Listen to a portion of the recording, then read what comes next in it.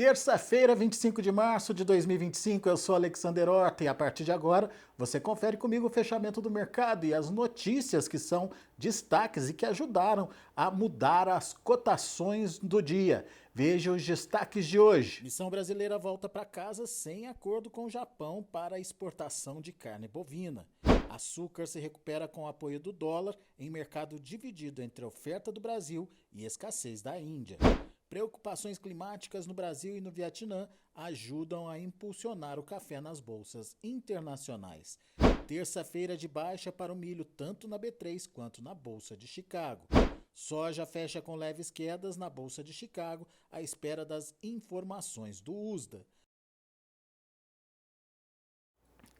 Agora o mercado do boi gordo. Com oferta menor de animais, as escalas de abate em São Paulo estão reduzindo. As escalas têm em torno aí de 7 dias úteis, segundo a Scott Consultoria. Os preços das fêmeas, por exemplo, subiram hoje por conta de uma menor oferta. Alta de R$ 2,00 com vaca negociada a R$ 282,00 e novilha a R$ 297,00.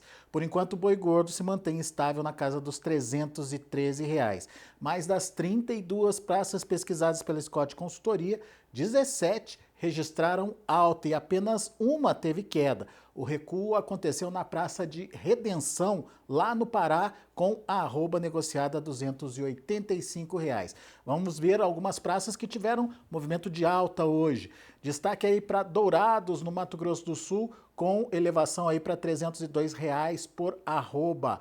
Alta também em Goiânia, Goiás, R$ 295,00 preço praticado hoje. Cuiabá, no Mato Grosso, R$ 305,00 também, elevação, uma correção aí de R$ 5,00 em relação aos preços que vinham estáveis já há alguns dias. Em entrevista ao programa Pecuária e Mercado desta terça-feira, o Douglas Coelho, lá da Radar Investimentos, falou sobre o possível comportamento dos preços da arroba.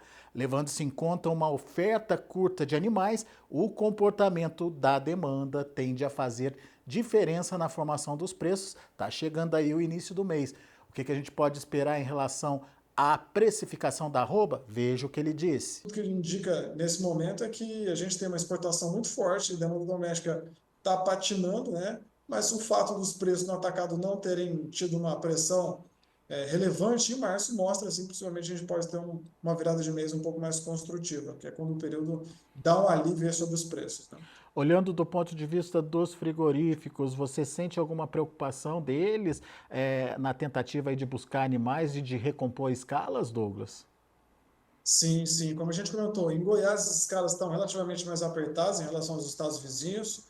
Em Mato Grosso do Sul, até pela dinâmica ali de pastagens, áreas arrendadas para outras culturas, né? A pecuária está sob pressão ali, então ó, o rebanho relativamente terminado, pronto para o abate também, um pouco mais restrito, a gente tem visto preços maiores. Aqui em São Paulo, as escalas de abate não tiveram grandes evoluções, a gente vê a maioria para o dia 2, 3, 4 de abril, e quem tem alguma necessidade imediata vai sim buscar os 315, enquanto boa parte dos preços de balcão está ao redor de 310. Mas lembrando que no final da semana passada, entre meados e no final da semana passada, esses 310 não fizeram verão, né? Ou seja, houve dificuldade de compra na casa de 310. Vamos ver como vai desenrolar durante essa semana, mas é possível que essa dificuldade continue. E antes de falar da missão brasileira lá no Japão, deixa eu passar para vocês o fechamento do mercado na B3, mercado futuro do boi gordo. Março 313,95, uma alta de 0,11%, mas como eu já venho dizendo, março está apenas ajustando aí para a finalização do contrato que acontece agora no final do mês. A gente tem abril R$ 318,85, uma queda de 0,25%, e a gente tem também o maio R$ 318,80, ligeiro recuo de 0,02%.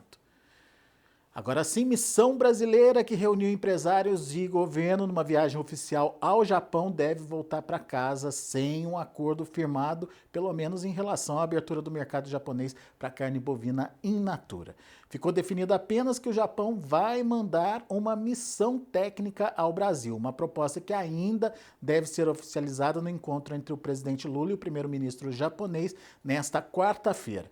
A sinalização política de uma visita técnica oficial não deixa de ser um bom um bom resultado aí para a missão, mas a data da visita não está fechada e a expectativa é de que ela ocorra dentro de 6 meses, ou seja, o desfecho final sobre as exportações de carne para o Japão deve ficar só a partir de 2026. Tudo indica que a abertura não será para todo o Brasil. A ideia é que em até 6 meses após a visita sejam liberados para exportar ao Japão unidades instaladas no Rio Grande do Sul, Santa Catarina, Paraná, Acre e Rondônia, estados internacionalmente reconhecidos como livre de febre aftosa sem vacinação. Em entrevista ao Pecuária e Mercado, o presidente do Sindicato de Carne e Derivados do Rio Grande do Sul, Ladislau Bois, falou sobre a frustração com o resultado da missão e explicou por que o mercado japonês seria um mercado importante para as exportações gaúchas. Entenda por quê. Mas aqui no Rio Grande do Sul, infelizmente, a nossa participação no mercado de exportação ele é bastante baixo, apenas em torno de 10% daquilo que nós produzimos aqui de carne bovina é destinado à exportação. Até mesmo porque o Rio Grande do Sul tem a característica de trabalhar mais com produtos de qualidade, de valor agregado, e não sermos tão competitivos com relação a commodity. Então, isso também acaba trazendo esse resultado aí baixo nas exportações. E o Japão seria um mercado interessante para vocês dentro dessa perspectiva de compra dos japoneses. Eles optam por essa carne especial, essa carne diferenciada e pagam por ela, né, Ladislau? Exatamente, era a nossa, vamos dizer assim, a nossa expectativa que isso andasse rapidamente, porque a gente sabe que com certeza eles teriam uma maior procura por produtos diferenciados, né? Que é, vamos dizer assim, o grande mercado aqui do Rio Grande do Sul.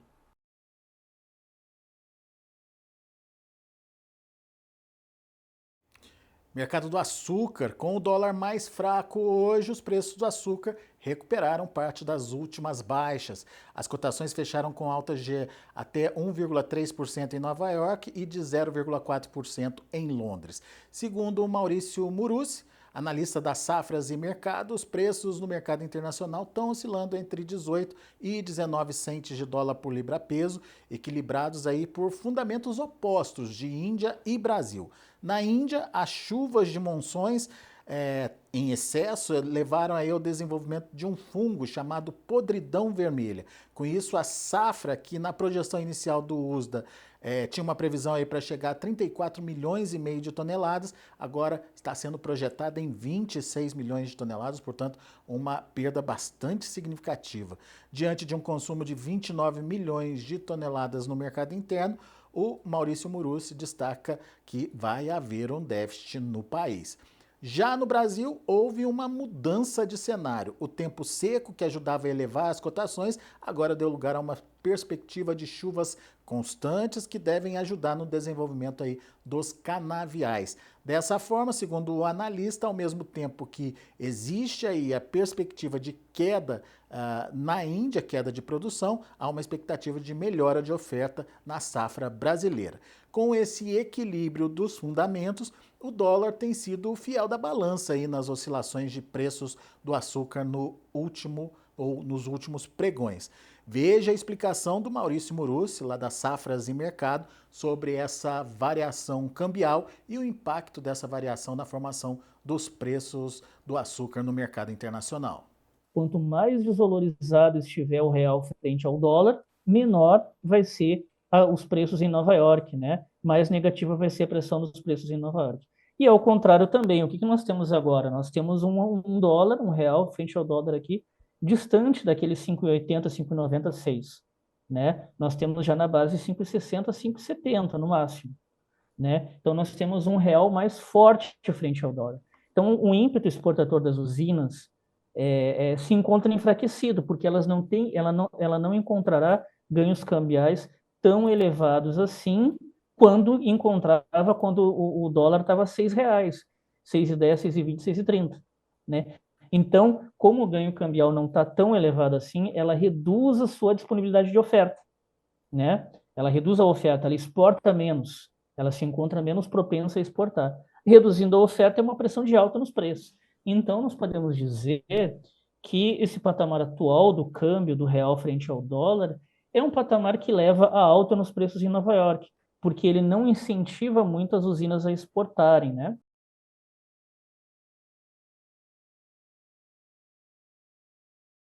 Vamos aos preços de hoje, de olho lá em Nova York. Maio, 19,51 centavos de dólar por libra-peso, uma alta de 25 pontos. Julho, 19,19, uma alta de 23 pontos. E outubro, 19,32, subindo aí 24 pontos lá na Bolsa de Nova York. Vamos ver as cotações do açúcar em Londres. Maio, 544,70 dólares por tonelada, uma alta de 230 pontos. Agosto, 533,80, uma alta de 320 pontos. E o outubro, 528,80, uma alta de 270 pontos. Agora o mercado do café. Café fechou o pregão desta terça-feira em alta na Bolsa de Nova York, subindo mais de 1%. Os futuros do Robusta também subiram em Londres e testaram, segundo portais internacionais, suas máximas em 2 semanas e meia. As preocupações climáticas no Brasil e no Vietnã ajudam a impulsionar os preços nas bolsas internacionais. Vamos aos preços, primeiro lá em Nova York. Para maio, 3 dólares e 98 por libra-peso, quase voltando aí para os 4 dólares. Vamos prestar atenção no mercado aí, no comportamento dos preços nos próximos dias. Alta de 1.281 pontos, alta forte. Julho, 3 dólares e 92, uma alta de 525 pontos. Setembro, 3 dólares e 86 por libra-peso, uma alta de 570 pontos. Lembrando aí que julho e setembro a gente já tem a entrada da safra brasileira, o que justificaria uma alta menor do que o vencimento maio. Vamos às cotações de Londres. Londres que tem aí os maiores preços em 2 semanas e meia. A gente tem o março já finalizado no 0 a 0 a 5.516 dólares por tonelada, o maio 5.591 dólares por tonelada, uma alta de 90 pontos, e o julho 5.579 dólares por tonelada, uma alta aí de 87 pontos. Vamos aproveitar para ver como ficaram os preços nas praças comercializadoras do Brasil. Destaque para Guaxupé, no sul de Minas, R$ 2.616 por saca de 60 quilos, alta de 1,59%. Poços de Caldas, Minas Gerais, R$ 2.530, uma alta de 0,8%.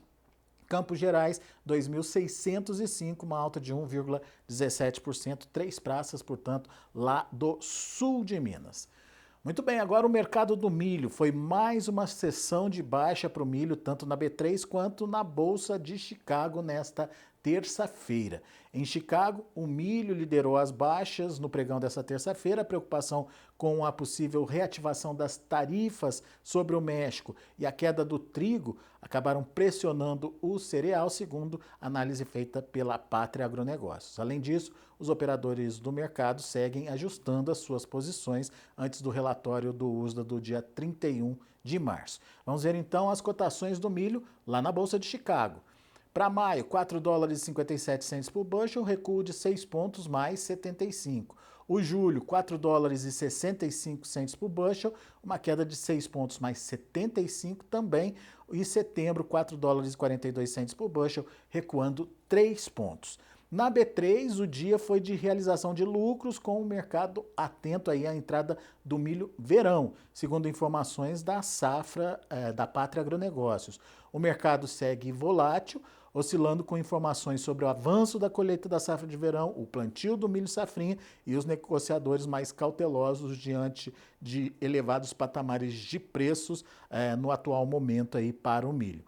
Hoje também os negócios na B3 sentiram a pressão da queda do dólar frente ao real. E o resultado a gente vê agora na tela. Maio, R$ 77,72, uma queda de 2,2%. O julho, R$ 72,33, recuando 0,51%. E o setembro, R$ 71,52, uma queda de 0,6%, dia, portanto, negativo também lá na B3. Agora o mercado da soja, foi mais um dia de leves quedas nas cotações da soja na Bolsa de Chicago. Os traders continuam ajustando as suas posições antes da divulgação dos novos números do USDA, como eu disse, no próximo dia 31 de março.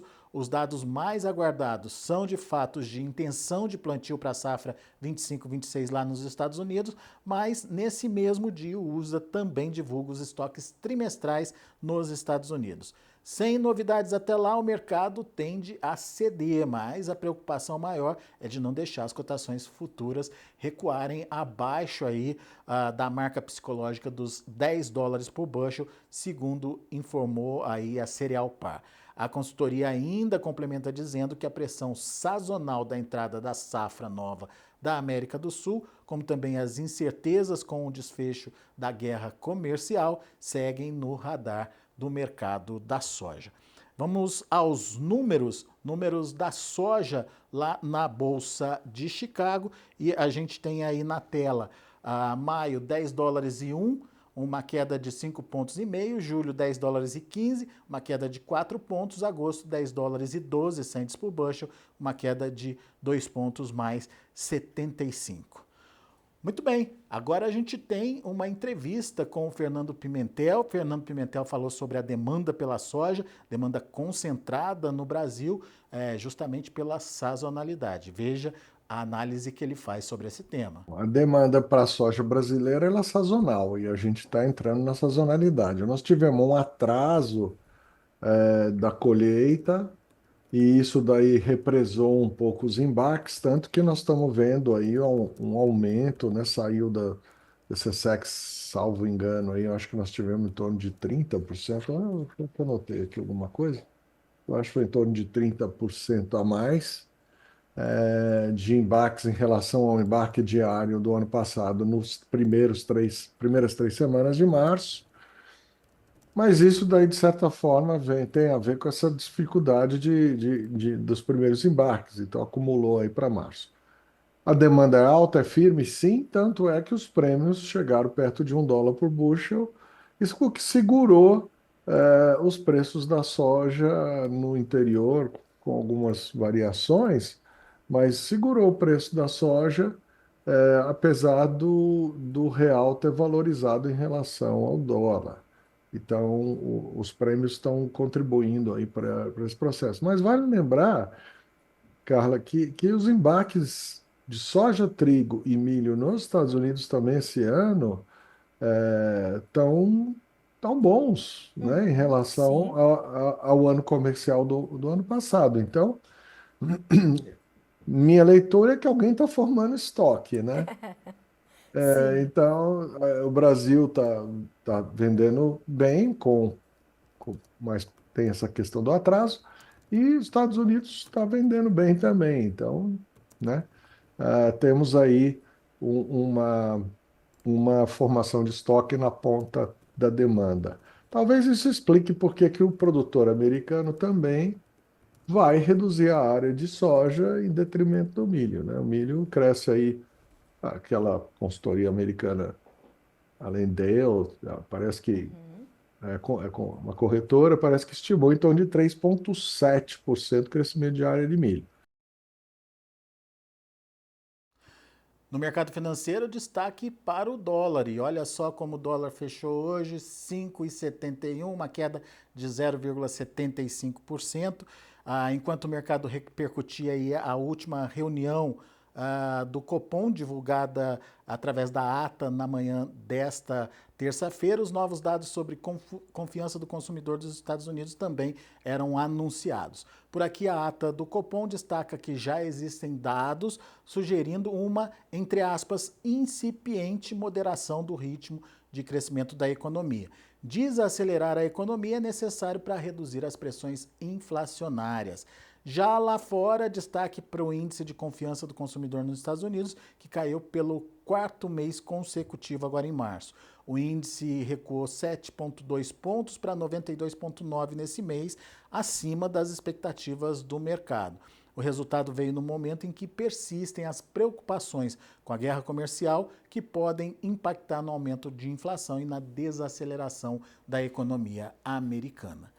Muito bem, com essas informações encerramos mais um fechamento de mercado. Agradeço muito a sua atenção, a sua participação e, claro, a gente continua aí trazendo informações e essas informações estão disponíveis para você de forma completa no site Notícias Agrícolas. Basta acessar noticiasagricolas.com.br. A gente vai ficando por aqui, te vejo, portanto, amanhã. Até lá!